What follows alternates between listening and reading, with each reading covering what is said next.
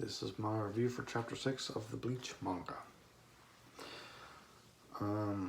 So we start off with a little corner thing of Rukia climbing the telephone pole, and that does kind of confirm that these little things in the corner I've been seeing in between the chapters is they're either information tidbits to help kind of flesh out and explain the world, or they help add little pieces of the story.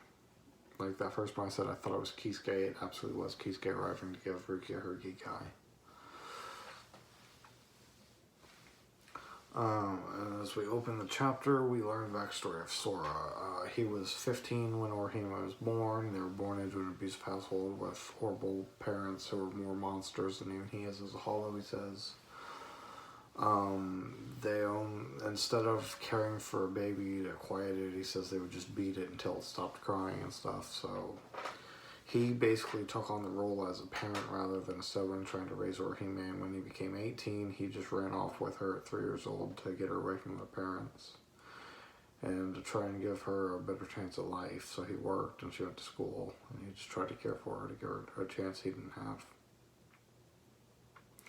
And so as a hollow, Sora kind of says that it's always been just the two of them, and for giving his life pretty much to Orihime, that she now owes him her life.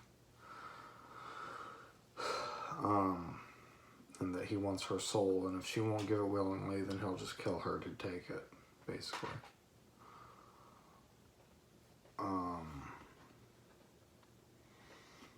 He very specifically keeps calling out Ichigo, like, why Ichigo, why are you in my way, damn you Ichigo, and stuff. I think it's just because he thinks that she lives, she loves Ichigo more than she did him, because she's constantly telling him about Ichigo, she's constantly telling Sora about Ichigo and Tatsuki and stuff, rather than just kind of praying and missing him and stuff like that.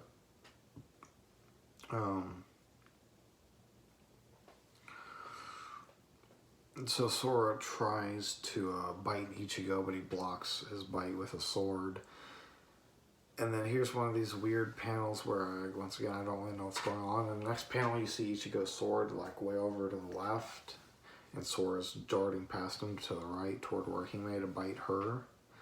And there's no real indication as to what the fuck happened, because Ichigo was blocking like this, so I don't know if he just, like, they, like, collided and it smacked him away, or if he was blocking and decided to try to swing and it just moved, or what the fuck happened there. But it weird, and it's charging Orihime. We get a cover page of just Orihime in a field wearing a dress. It's very simple, very simplistic art. There's not really a lot of detail. I think it looks nice. She looks very pretty. Not a lot to say about that. Then Sora does reach Orihime, and she kind of hugs him around the head as he bites down into her.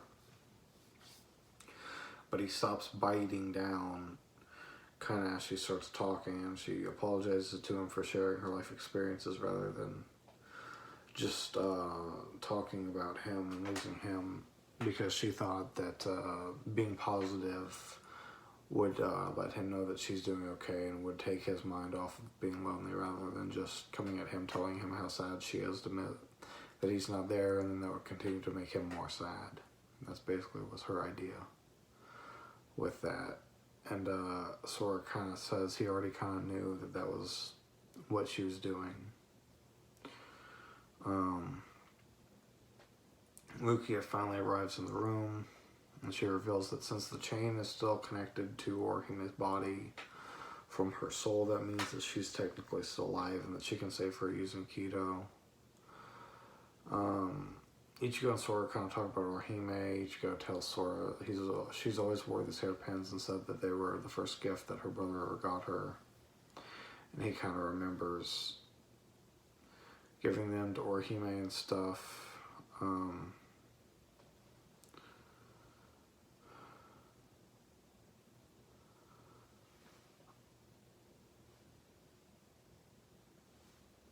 Sora kind of realizes the mistake that he's made, and he's kind of more in control than he was before. He's calmed down, and so while he's in control, he says he's got to make one last action while he has the sanity, and he grabs Ichigo's Zanpakuto and shatters his mask on it.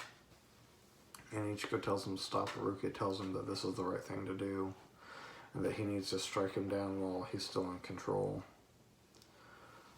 So he can't hurt anybody, and Ichigo doesn't really want to kill him, but Rukia explains that Shinigami don't actually kill hollows when they destroy their mask. They're actually purifying their souls so they can move to the Soul Society rather than just being hollows in Mikamundo. Then that's the true purpose of the Shinigami. And then Orihime reveals that she never got to say something to Sora because they had a fight the day that the accident happened and he died, and she tells him to have a nice day. And we see Sora's face, and he's just kind of at peace as he dies as a hollow. And then Orihime kind of jumps up after being healed and wants to ask Ichigo all kinds of questions about what's going on. And then Rukia kind of creates an explosion in front of her. And then we learn what it is. She said it was Kyoku Jikan. And its primary purpose is that it replaces the memories of whoever it's used on, so that they can't remember Ichigo being a Shinigami or Rukia having powers. They'll just have some other memory entirely. So they can continue to act covertly. And Ichigo isn't really sure what that means. And then we cut to the next day, and Orihime, we meet her friend group, and she's telling them that a Yakuza gunman came into her house and blew a hole in her wall, and kind of asks Tatsuki to confirm it, and she just kind of agrees with her but doesn't really say anything. And then we see Ichigo kind of saying he understands now what Rukia was saying, and then he asks if Rukia used that on his family, and she confirms that she did. And then we just see a picture of Orihime and Tatsuki to end off the chapter. The last chapter was the big fight chapter. This one was really just resolving it. I think the story with Sora was interesting. A lot of these plot points are dropped later with the hollows and stuff, I feel like. And I also don't think we ever actually meet Sora in the Soul Society, which was a big missed opportunity, I feel like. Maybe we do, but I don't remember it. So I feel like that's a missed opportunity to have Orihime kind of reunite with him. But, yeah.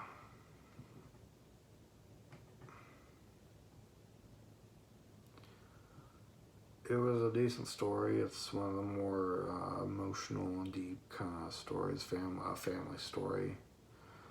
Stuff that Kubo doesn't really get enough credit for as a writer, because people will often say that he didn't really write all that deep and all that good, but he has some pretty good stuff, I think. He does alright.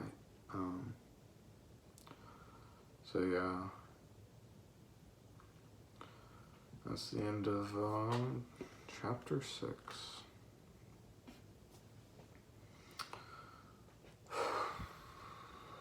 Time to find out how the anime differs.